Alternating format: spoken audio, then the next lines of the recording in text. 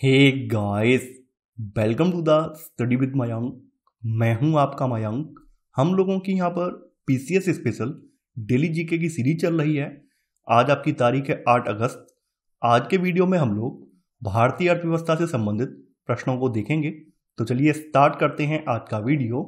देखते हैं मैं क्या क्या डिस्कस करना है यहाँ पर। आज का पहला प्रश्न है, निम्नलिखित में से कौन सी एक पारिभाषिक शब्दावली वाणिज्यिक बैंकों द्वारा सरकार को उधार दिए जाने से संबंधित है? Cash credit ratio, statutory liquidity ratio यानी सामूहिक तरलता अनुपात, डेब्ट सर्विस ऑब्लिगेशन, बैंक रेट। देखिए, सामूहिक तरलता अनुपात अर्थात स्टैट्यूटरी लिक्विडिटी रेशियो, इसके माध्यम से वाणिज्यिक बैंक सरकार को दीर्घावधि ऋण प्रदान करते हैं। तो यहां पर आपका सही आंसर है पहले का बी वाला। दूसरा प्रश्न है आपका, निम्नलिखित में से कौन सा केंद्रीय सरकारी संगठन कृषि के विपणन में सम्मिलित नहीं है? विपणन से आशय है मार्केटिंग से। भारत का कपास निगम, भारतीय खाद्य निगम, कृषि लागत एवं कृषि कीमतों का आयोग, भारत का कृषि निगम। देखिए, भारत का कपास निगम, भारत का भारतीय खाद्य निगम या कृषि लागत एवं कीमतों का आयोग, ये सभी एग्रीकल्चरल मार्केटिंग करते हैं। वहीं जो भारत का कृषि निगम है, ये इसकी मार्केटिंग से संबंधित नहीं है। तो यहां पर आपका सही आंसर है सेकंड का डी। यानी यहां पर आपका जो भारत का कृषि निगम है, ये कृषि के विपणन से संबंधित नहीं है, इसमें सम्मिलित ये नहीं है। तो आपका सही आंसर होगा सेकंड का डी वाला।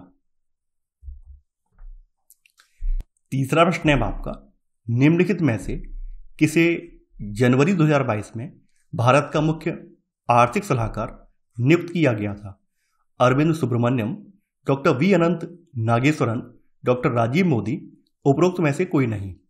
देखिए, अर्थशास्त्री डॉक्टर वी अनंत नागेश्वरन को जनवरी 2022 में भारत का मुख्य आर्थिक सलाहकार नियुक्त किया गया है। तो आपका सही आंसर है तीसरे का बी वाला। चौथा प्रश्न है आपका, हाल ही में भारत के पहले ग्रीन टर्म लोन समझौते पर हस्ताक्षर किए गए थे? एनटीपीसी द्वारा, भेल द्वारा, गेल द्वारा, एचपीसीएल द्वारा। देखिए, हाल ही में एनटीपीसी अर्थात नेशनल थर्मल पावर कॉर्पोरेशन द्वारा, इसकी एक सहायक कंपनी है एनटीपीसी आरआईएल। तो इसने राजस्थान और गुजरात में सौर परियोजनाओं की स्थापना के लिए अपने पहले ग्रीन टर्म लोन समझौते पर हस्ताक्षर किए हैं। एनटीपीसी आरआईएल कक्ष में 4.75 गीगावाट का भारत का सबसे बड़ा एकल स्थानीय सौर ऊर्जा पार्क भी बना रहा है। एनटीपीसी अक्षय ऊर्जा स्रोतों की महत्वपूर्ण क्षमताओं को जोड़कर अपने ऊर्जा पोर्टफोलियो को हरित बनाने के लिए विभिन्न कदम उठा रही है। तो यहां पर आपका सही आंसर है चौथे का ए वाला, यानी एनटीपीसी द्वारा। पांचवा प्रश्न है आपका, हाल ही में चर्चा में रहा टैक्स इंस्पेक्टर विदाउट बॉर्डर्स कार्यक्रम के संदर्भ में निम्नलिखित कथनों पर विचार कीजिए। 2021 में इसे भारत के साथ भागीदार प्रशासन के रूप में सेशेल्स में लॉन्च किया गया था। यह आईएमएफ और डब्ल्यूटीओ की संयुक्त पहल है और इसे पहली बार वर्ष 2015 में लॉन्च किया गया था। तो आपको यहां पर बताना है कौन सा कथन आपका सही है।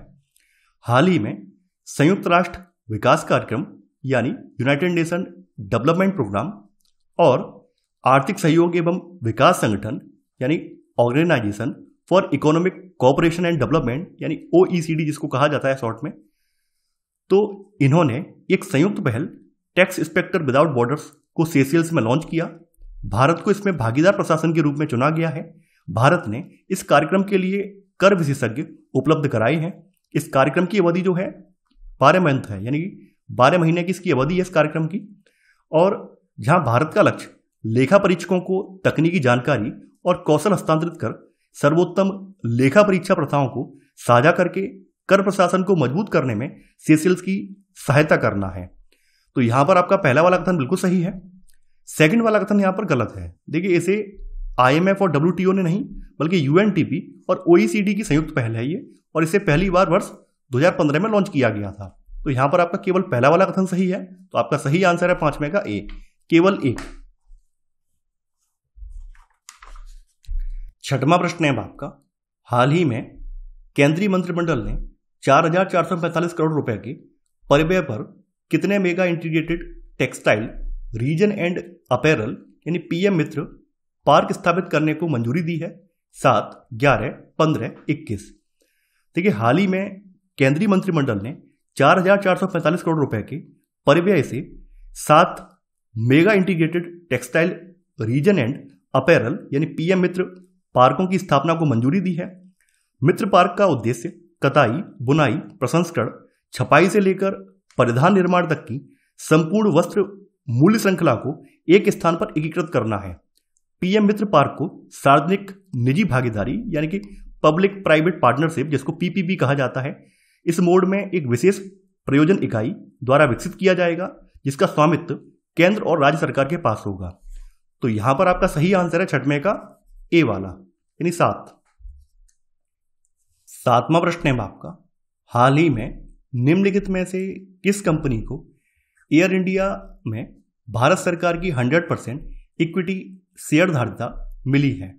टाटा एसआईए एयरलाइंस यानी विस्तारा, टेलिस प्राइवेट लिमिटेड, ताज एयर, टाटा एलेक्सिस।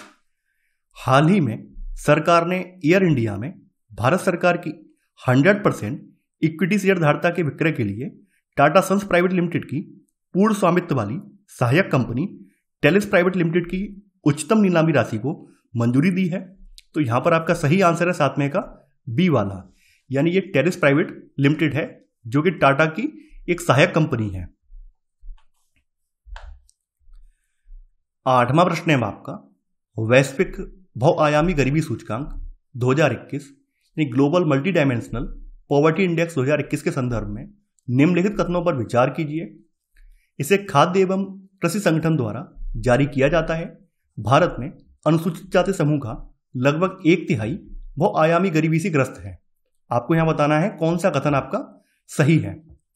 देखिए, हाल ही में संयुक्त राष्ट्र विकास कार्यक्रम यूनाइटेड नेशन डेवलपमेंट प्रोग्राम और Oxford poverty and human development initiative OPHI इन दोनों के द्वारा संयुक्त रूप से वैश्विक बहुआयामी गरीबी सूचकांक 2021 जारी किया गया है। इस सूचकांक में 109 देशों के 5.9 अरब लोगों के डेटा का आकलन किया गया है और जो बात निकल कर आई है वो ये निकल कर आई है कि 1.3 अरब लोग जो हैं वो बहुआयामी गरीब हैं और इनमें से लगभग आधे जो हैं वो 18 वर्ष से कम आयु के बच्चे हैं। भारत के संदर्भ में अगर बात करें तो भारत में बताया गया है जो अनुसूचित जनजाति है, ये शेड्यूल्ड ट्राइब वाला पोर्शन है, इसमें 9.4% लोग जो हैं वो बहुआयामी गरीब हैं। भाई अनुसूचित जात समूह की बात करें तो अनुसूचित जात समूह यानी कि शेड्यूल्ड कास्ट में 33.3% लोग बहुआयामी गरीब हैं। वहीं ओबीसी की बात करें यानी अदर बैकवर्ड क्लास की बात करें तो इसमें 27.2% लोग जो हैं वो बहुआयामी गरीब हैं। तो ये बात यहां पर निकल कर आई है। तो यहां पर पहला वाला कथन तो गलत हो जाएगा क्योंकि इसे UNDP और Oxford poverty and human development initiative के द्वारा जारी किया जाता है, ना कि खाद्य एवं कृषि संगठन द्वारा। तो आपका पहला वाला कथन गलत है। सेकंड वाला कथन सही है कि भारत में जो अनुसूचित जाति है शेड्यूल्ड कास्ट है, इस समूह का लगभग 1/3 यानी यहां पर आप देख पा रहे हैं आंकड़ों में 33.3% बहुआयामी गरीब यहां पर निकाले गए हैं इसमें, तो 1/3 बहुआयामी गरीबी से ग्रस्त है। तो यहां पर आपका सेकंड वाला कथन सही हो जाएगा। तो आपका सही आंसर है 8वें का बी, केवल सेकंड। 9वां प्रश्न है आपका, आर्थिक विज्ञान में नोबेल पुरस्कार 2021 के संदर्भ में निम्नलिखित में से कौन सा कथन या कौन से कथन सही नहीं है? यह पुरस्कार 3 लोगों के बीच वितरित किया गया। श्रम अर्थशास्त्र में कार्य के लिए यह पुरस्कार दिया गया। यह पुरस्कार आकस्मिक संबंधों के विश्लेषण के लिए दिया गया। पुरस्कार प्राप्तकर्ताओं में कोई अमेरिकी शामिल नहीं था। देखिए, पहला वाला यहां पर कथन सही है। यह पुरस्कार 3 लोगों को वितरित किया गया, यानी कि 2021 का जो अर्थशास्त्र का नोबेल है ये 3 लोगों को दिया गया है, जिनमें से 50% जो है एक व्यक्ति को और बाद बाकी 50% पुरस्कार जो है इसमें 2 व्यक्ति शामिल हैं। तो 50% में यहां पर डेविड कार्ड हैं, जिनका जन्म कनाडा में हुआ है, इन्हें मिला है डेविड कार्ड को। और बाद बाकी 50% में यहां पर इजरायली अमेरिकी डॉक्टर हैं जोशुआ डी अंग्रिस्ट, नाम मैं लिख दे रहा हूं, जोशुआ डी अंग्रिस्ट करके हैं ये। एक व्यक्ति और है इसमें, जिनका नाम है गुइडो W. इम्मेंस। तो आप यहां पर देख पा रहे हैं एक तरफ यहां पर 50% में 2 लोग हैं, Joshua D Angrist, Guido W Imbens, और 50% में डेविड कार्ड हैं। तो यहां पर जैसा कि आप जानते हैं कि डेविड कार्ड का जन्म कनाडा में हुआ है, वहीं जोशुआ डी एंग्रिस्ट जो हैं ये इजरायली अमेरिकी हैं, और गुइडो डब्ल्यू इम्मेंस जो हैं ये डच अमेरिकी हैं। तो यहां पर आपका जो डी वाला कथन है गलत हो जाएगा, क्योंकि डी वाले में बोला गया है पुरस्कार प्राप्तकर्ताओं में कोई अमेरिकी शामिल नहीं था, जो कि गलत है, यानी इसमें अमेरिकी भी शामिल हैं। डेविड कार्ड को श्रम अर्थशास्त्र में उनके अनुभवजन्य योगदान के लिए यह सम्मान दिया गया है। जोशुआ डी एंग्रिस्ट और गुइडो डब्ल्यू इम्मेंस ने कारण संबंधी के विश्लेषण में उनके पद्धतिगत योगदान के लिए पुरस्कार जीता है। यानी कि जो डेविड कार्ड हैं, तो डेविड कार्ड को श्रम अर्थशास्त्र में कार्य के लिए पुरस्कार दिया गया है, और बाद बाकी जो जोशुआ डी एंग्रिस्ट हैं और गुइडो डब्ल्यू इम्मेंस हैं उन्हें यह पुरस्कार आकस्मिक संबंधों के विश्लेषण के लिए दिया गया है। तो यहां पर आपका गलत वाला जो आंसर है वो है 9 का डी वाला। 10वां प्रश्न है आपका, हाल ही में निम्नलिखित में से कौन भारत की 11वीं महारत्न कंपनी बन गई है? Gas authority of India limited GAIL, Bharat petroleum corporation limited BPCL, power grid corporation of India, power finance corporation PFC. हाल ही में सरकार ने राज्य के स्वामित्व वाले पावर फाइनेंस कॉर्पोरेशन यानी पीएफसी को महारत्न का दर्जा दिया है। इस आशय का एक आदेश वित्त मंत्रालय के तहत सार्वजनिक उद्यम विभाग द्वारा जारी किया गया है। तो ऐसे करके पावर फाइनेंस कॉर्पोरेशन 11वीं महारत्न कंपनी का दर्जा प्राप्त करने वाला सार्वजनिक क्षेत्र का उपक्रम बन गया है। तो यहां पर आपका सही आंसर है 10वें का डी वाला। तो ये था हमारा आज का वीडियो। तो आई होप आपको आज का वीडियो पसंद आया होगा। आप लोग इस वीडियो को लाइक और शेयर करना बिल्कुल ना भूलें। तो चलिए आज के लिए बस इतना ही। Thanks for watching. जय हिंद।